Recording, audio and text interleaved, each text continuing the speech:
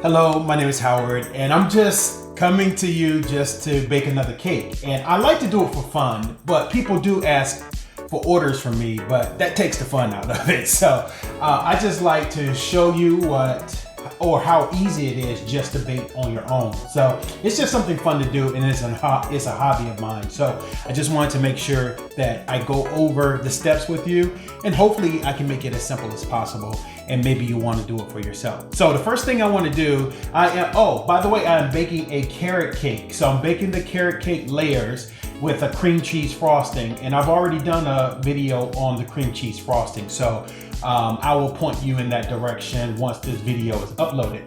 But the first thing I need to do is set my oven for 350. So let's get that going while all of this is going on. And then I just need to grab my recipe. So I have my trusty recipes. These are my own and my favorites, and so I keep them handy, and I will post them for you as well, so you can have access to what I have here, and I'll try to do more of these videos for you. So let's go ahead and get started. So what I like to do is start mixing my wet ingredients and my dry ingredients. So with the wet ingredients, it's basically, you know, your oils, your sugars, and so for this recipe, it calls for about let's see here, it's 2 cups of sugar, and that's just regular granulated sugar. So let's go ahead and put that right into the mixer. And actually, this is actually pretty cool though, because it doesn't require a whole lot. So there's my 2 cups.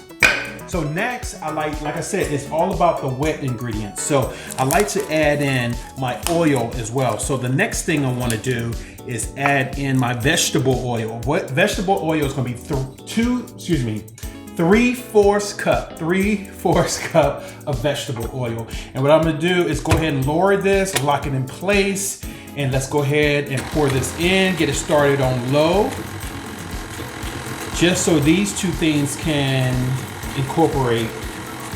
Okay. All right, so that part is done. So what I like to add to that are my eggs. So I have 3 large eggs, and what I like to do, I like to have them at room temperature. But the thing I like to do is also, I like to crack them in a separate container, in a clear container, so that if any of those shell bits gets caught in here, I can see them, I can fish them out. So let's go ahead and crack those up. 3. So there's my 3 eggs at room temperature, and I like to go ahead and drop those in just one at a time. And you'll notice that if you just drop it in, the yolk goes in one at a time. So it's pretty easy. I let them try to incorporate, you know, one at a time instead of just pour them all in at the same time. So that's 1. Let's go with 2. And I'm just using a lower speed right now, just so that everything can get just nice and mixed. And let's go ahead and put the 3rd one in there. So the eggs are done. So that's the next thing. So now what I want to do is add, okay, so that's pretty much my wet ingredients, right? So I've put all those in together. I do have buttermilk, and I'll tell you about that in just a minute, because the buttermilk is just going to be used when we mix the dry in with the wet. So I'm going to turn this off for now. And now let's start with the dry ingredients. And the dry ingredients, pretty simple. It is starting with all-purpose flour. You're gonna need 2 cups. So let's go ahead and get that started. And I like to use unbleached flour. For no particular reason, only because of the color. Because this is a carrot cake and it's already gonna be somewhat of a dark looking cake. So it's gonna be perfect as far as the look of the layers. So you want it to look just a little bit dark in there. So, okay, those are my 2 cups. And I like to use a wire whisk just to break it up, just to make sure everything, because I haven't sifted the flour. I'm only using the whisk just to break it up a little bit. And to this, I'm going to add, let's see here. So my recipe calls for 2 teaspoons of cinnamon. So I already have that measured out. We're gonna put that in, get that incorporated. It's gonna take 1 1/2 teaspoon of salt. I already have that pre-measured. Let's go ahead with that, get that mixed in. The next thing I'm gonna add is baking soda, which this is gonna help it rise. So with baking soda, we're gonna use 2 teaspoons. Make sure all of that is in there. All right, we're gonna get this whisked together. All right, so I think this is pretty much it with our dry ingredients.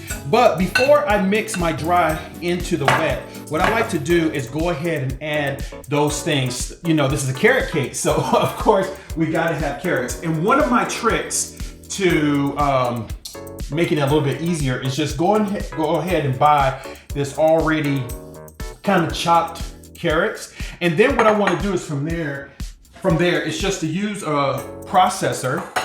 I have a small one here. And what I want to do is just take this and just chop it up anymore because I just want fine bits of carrots in there. I don't want the long ones. I mean, if you want that, I don't want it really stringy. So, but I just like fine bits of carrots. And how much carrots do we need? We need 2 cups. So let me bring this cup over. And so I'm just going to drop some of this in my processor here. And I'm just going to do this until I get 2 cups.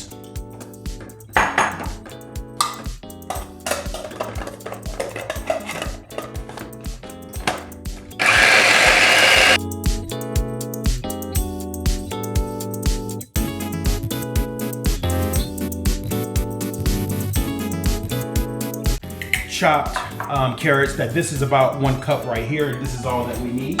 So I'm gonna go ahead and put that directly into the mix. So we can get our carrots fully coated with the wet ingredients. So I love the fact that carrot cake uses quite a bit of carrots. And actually you think carrots a little bit savory, but carrots are actually sweeter once you add sugar ingredients with it. So, but anyway, so let's go ahead and start this low again. So now we have our carrots being incorporated with the wet ingredients. So one other wet ingredient that we will need to add is crushed pineapple, and you'll need 1 can of crushed pineapple.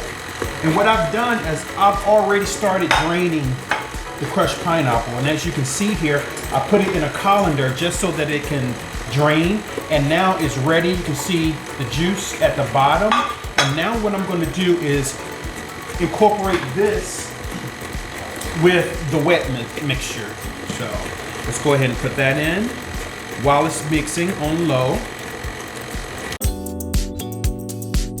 All right, this is going to make your cake really nice and moist. So it's an important ingredient to have in this process. So, okay, now we have all of our wet ingredients going on. So what I want to do now is start adding my dry with the wet. And the reason why I do that, and you want to do it slowly because, hold on. I want to do that pretty slowly because it can tend to just splash everywhere. And I don't want to get it all over my countertop. So you just want to do it as quickly as possible. My oven is now ready. So here we go. So let's just do 1 spoonful at a time, very carefully. I mean, it may splash out, but at least you know it's not going to get everywhere. It's going to be in a controlled space. Now, one of the things is important to do is while you're mixing the dry with the wet, is go ahead and incorporate your buttermilk as well. So you want to use, so I've used half of the flour mixture, so I'm going to use half of the buttermilk. Right, that just keeps it loose and it keeps it going. So now I'm going to continue with the dry ingredients.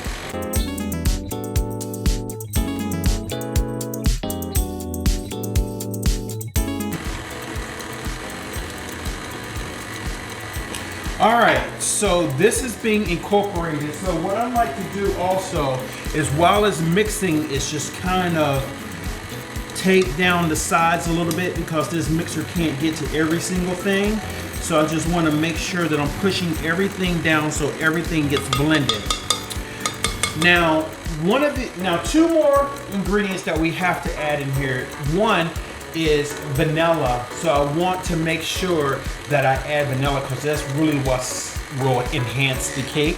So for the vanilla extract, I want to use 1 teaspoon.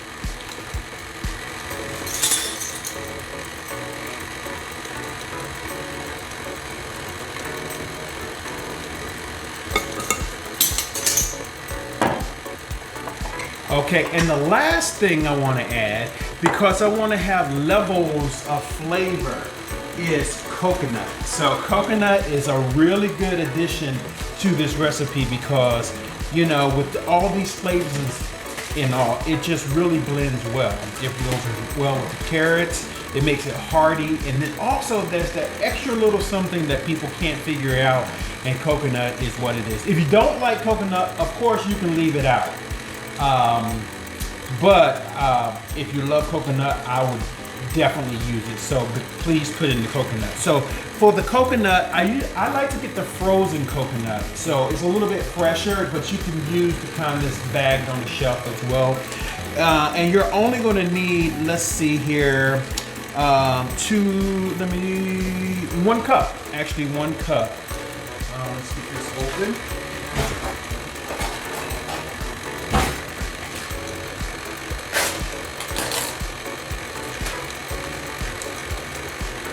And I'm going to pour it right in.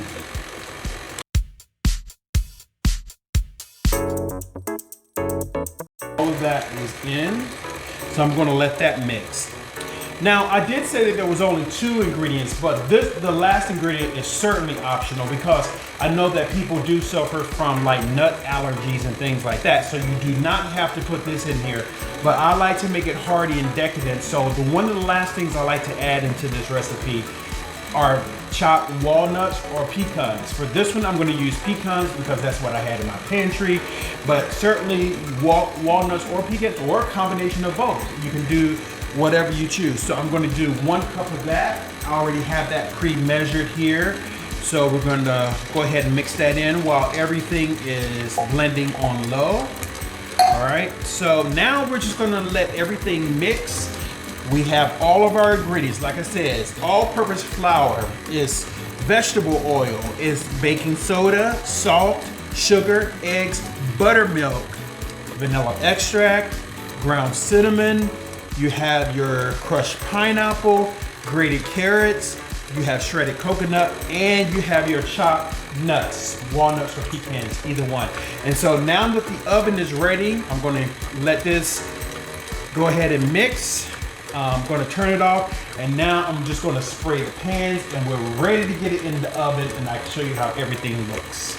All right, so everything is fully mixed, and what I want to do now is take 3 baking pans, and I want to spray them. So a shortcut that I always use is buying this oil that already has flour incorporated. It really makes the process go a lot quicker. So what I like to do is just take it, shake it, spray it. And we'll do this for all 3 pans. See, it's fully coated.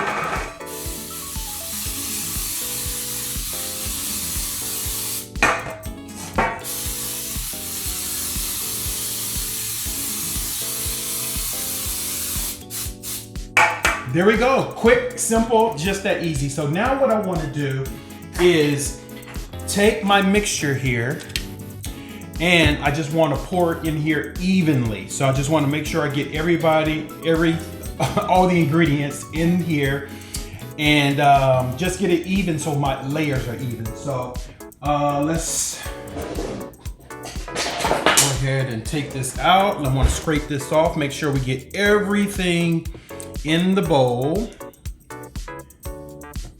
All right, so let's just take this out. All right, so now it's easy enough. We just pour it in. And we can always transfer. If there's too much or too little in one, we can always scoop and just level it out from there.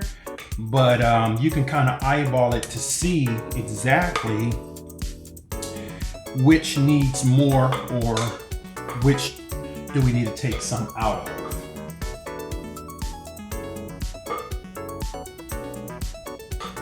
I like to use a spatula for this because, as you can see, it can get most of the ingredients out of the bowl, and it's less cleaning too, so which is always good. That is always good. So, all right, so I think I have it all in there. I like to shake it just a little bit.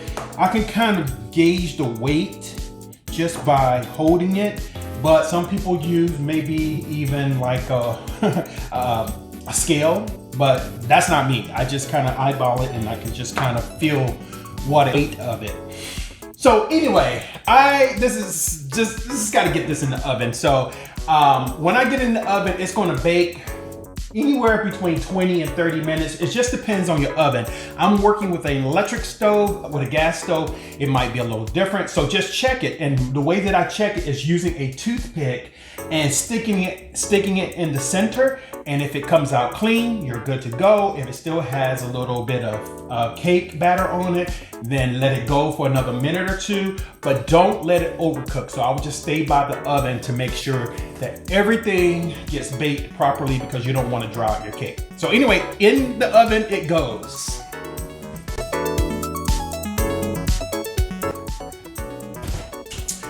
All right, so we'll see how this turns out. It's gonna be fantastic. And like I said, you can make a cream cheese frosting. I'll link that over to you so you know how to make that, but I'll at least show you how it all comes together. All right.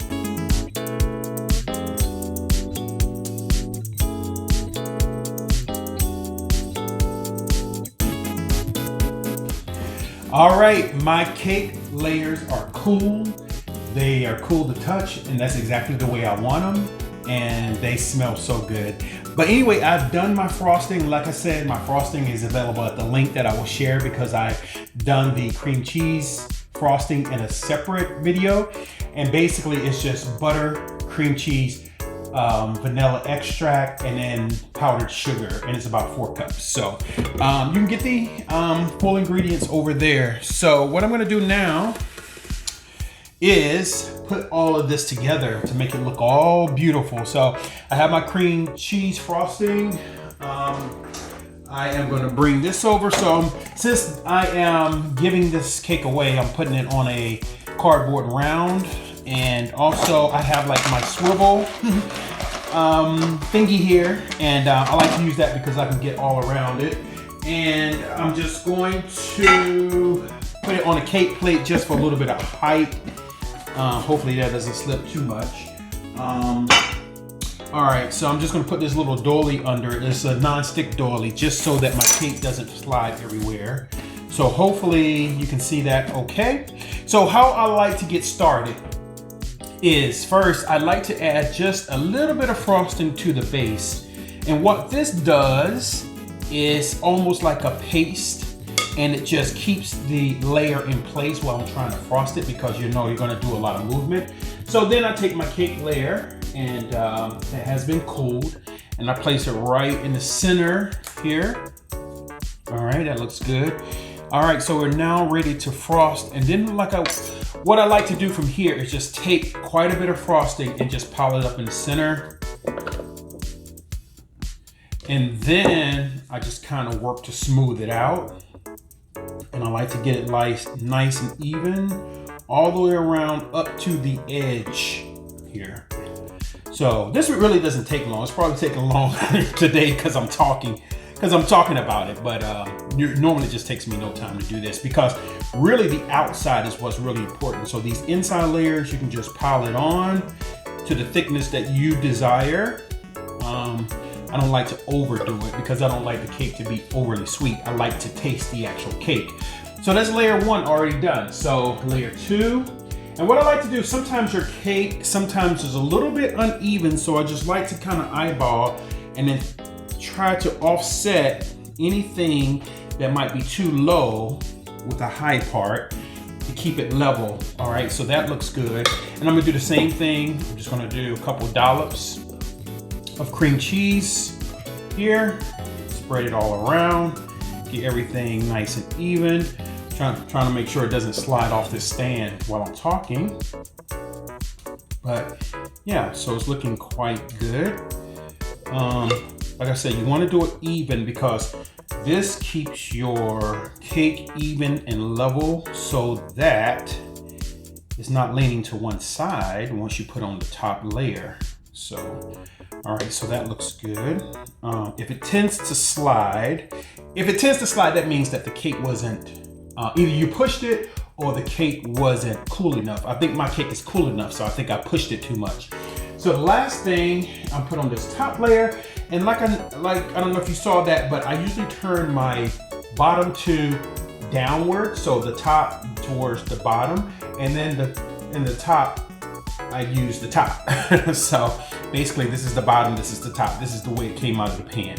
And so I just add that directly on top, make sure that I have it centered on, and then I do the same exact thing. Let me just get rid of the spatula here. Get rid of these so you can actually see. Go to the side. All right, so from here, let me bring this around. So from here, I just pile it on, right? So just want to make sure that I get it all on top. And I think the top layer is where you want to have the most frosting, because you want to be able to maneuver and play with it a little bit more. So what I like to do is just get it loaded on here, and then I like to just kind of push it around. You know, I gotta hold it with my fingers here. And then I like to just go off the sides here. All right, so you see how it all comes together. Then I have a few tricks to make it look even more, you know, professional, because there's these tools that you can buy that actually make all these designs. So so let me just start on the sides here, and I just want to get it, you know, as even as possible. Sometimes I like a little bit of a rustic look, and a rustic look just means that some of the actual cake is showing through the frosting, and that's really good look. Everybody doesn't like it. I love it though. I mean, they even do wedding cakes like that. So I think it's a really good presentation to be able to do it that way. So, but I'm going to continue this process.